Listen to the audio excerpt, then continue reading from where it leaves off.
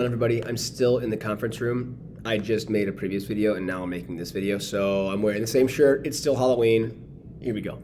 The application of the charge, right? So we just talked about this. If you watched the last video, we just talked about a single charge moving through a magnetic field that creates this circular motion, right? Here's the application. The application is this. Now, I got a degree in chemistry. I'm a big chem nerd. So I'm a big, and us chem nerds are pretty much entirely concerned with identifying unknown material, right? That's one of the major things we do. We either try to make materials using chemistry or we try to identify unknowns using chemistry and analytical procedures, right? That's what we do. One of the major ways that we can do this, and people do this on a daily basis in certain labs, is we use a device called a mass spectrometer to identify the components of an unknown sample. That could be an unknown chemical, that could be a biological substance, that could be something astronauts use when they go to different planets and they collect samples to try to identify if there's matter on that planet that might indicate life, like water on Mars or what have you, right? Like, we use a device called a mass spectrometer. It allows us to identify the masses of the particles inside a sample to identify if there's, say, water. Who knows, right? Some kind of material that we are looking for. Now, let's talk about how this mass spectrometer works, because it's basically a lot of just physics concepts stacked together to give us this result. So here's what's going to happen.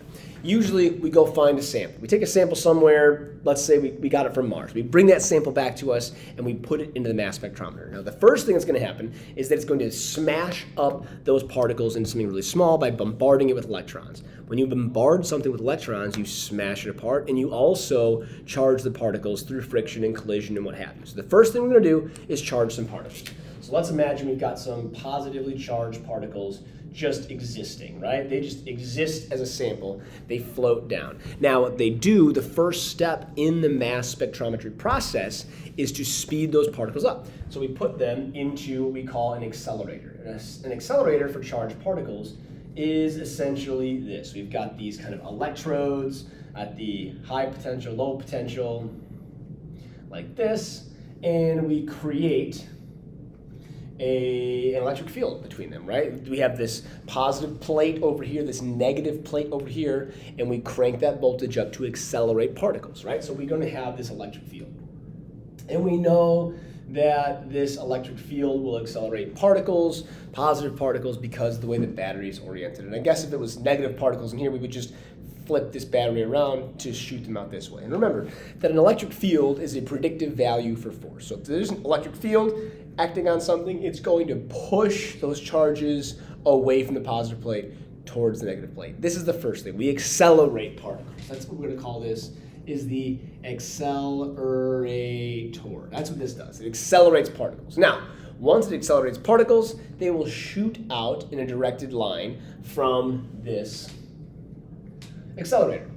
The next part of this is called the selector. We want to make sure only certain particles that have accelerated with certain masses move through. So we have to go ahead and select for particles, right? So what they do next is they put these particles that leave the accelerator through another set of parallel plates. Positive, negative, and we know from this that there's, of course, another electric field.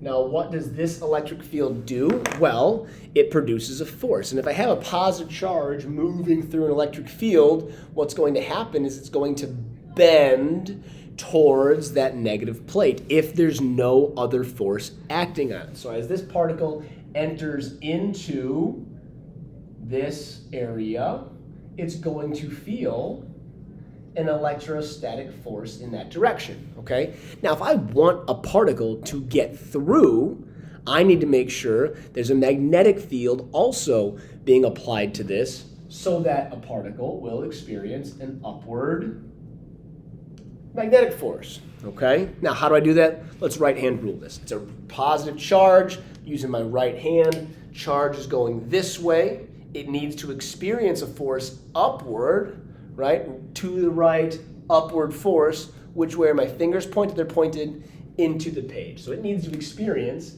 a magnetic field into the page. if it experiences a magnetic field into the page, it will experience a force upward. Let's look to see how this selector actually works. As it's in this electric field and this magnetic field, I know that the electrostatic force should be equal to the magnetic force. Well, we know that from our previous video that a magnetic force is equal to Q V B. And over here, we know that our electrostatic force is simply equal to the electric field times Q. So the size or magnitude of the charge doesn't really matter, which is good because they're going to have different charges based on what breaks apart. This does not really matter. What does matter, though, is the electric field and the magnetic field is equal to the speed. So as I change these two things, either increasing or decreasing the E field and the B field, I can select, ion dials, I can select the particle that gets through. Well, guess what? If the velocity of a particle moving through doesn't match this proper ratio, it will not move through in a straight line. It will be deflected down towards the negative plate and not make it. So the selector, by controlling these two values, is selecting which particles of which speed make it all the way through this selector. This is the second part. So we accelerate particles, then we select the particles we want. And the ones we don't, they deflect down into my selector. The ones that end up making it through make it to my detector. Now, a detector is simply a magnetic field. There's no electric field anymore. We've shot the particles out, we've accelerated them, we've selected them. They make it finally at last into a magnetic field. Let's assume the magnetic field is into the page.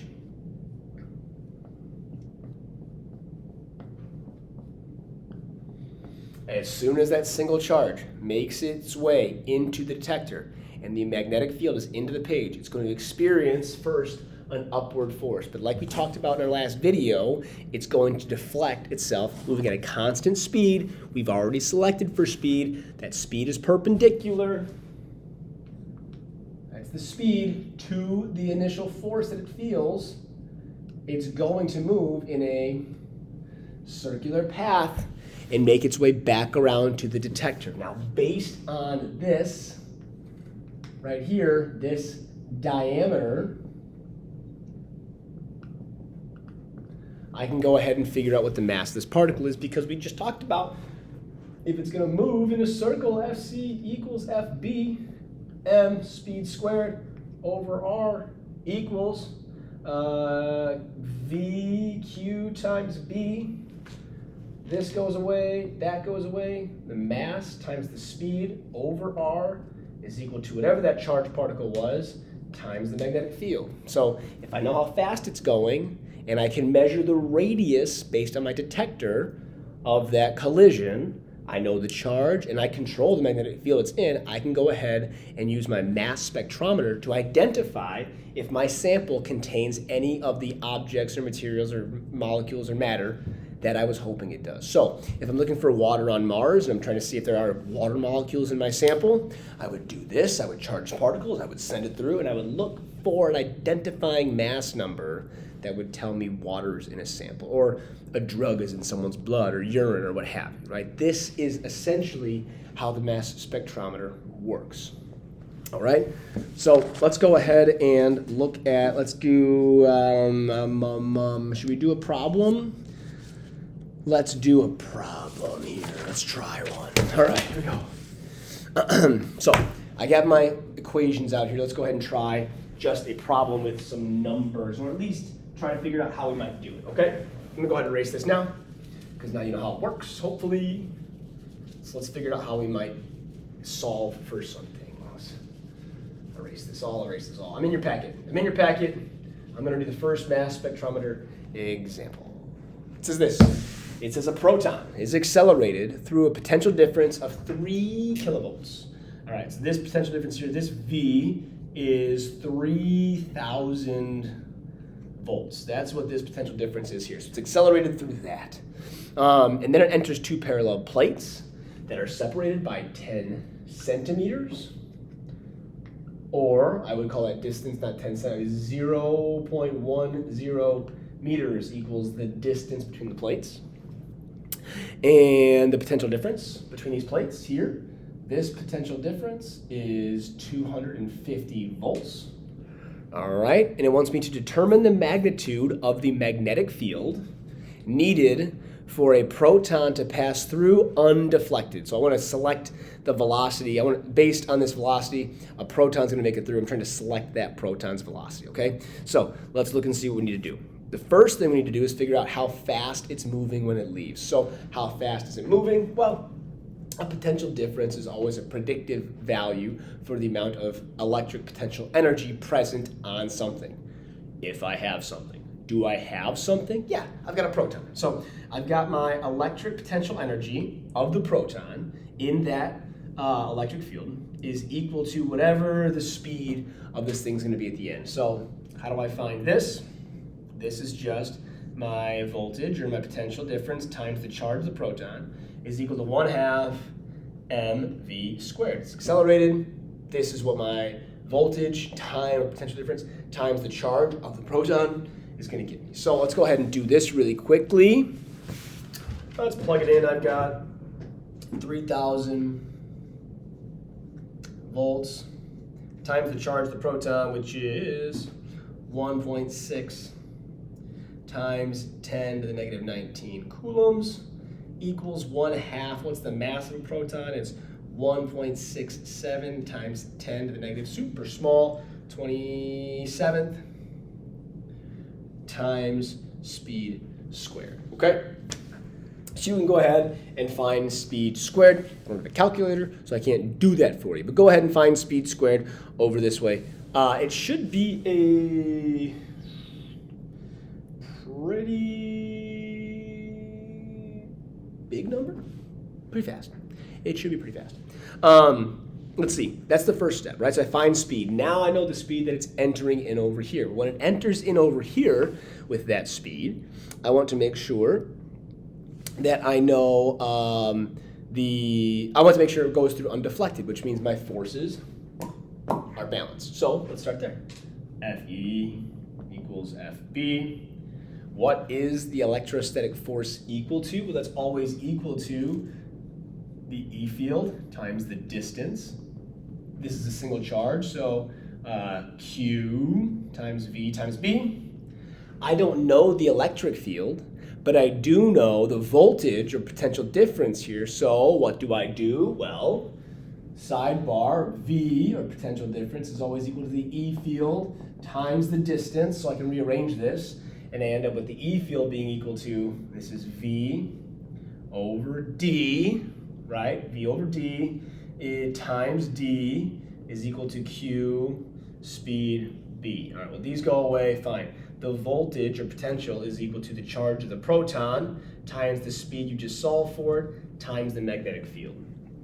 Now, this is the speed right there. So let's go 250 to solve this. 250 volts is equal to 1.6 times 10 to the negative 19th coulombs times that speed we solved for times the magnetic field in Tesla, right, in T. So that will be there, okay? So do I have a calculator on me? I don't have one in the conference room on me. I'm freaking out a little bit. But this is how I solve for the speed initially that the accelerator shoots out. This is how I solve for the magnetic field required for an undeflected charge moving through. I am not going to go ahead and solve over here. I am just curious about this aspect of it. So, what did this video teach you? Hopefully you know what a mass spectrometer does. Hopefully you know the 3 different parts of a mass spectrometer and how they work based on electromagnetism. And hopefully you have some idea of how to set up and solve a problem like this in your packet. If you got questions, drop a comment, send me an email, ask me in class. Till next time, see ya.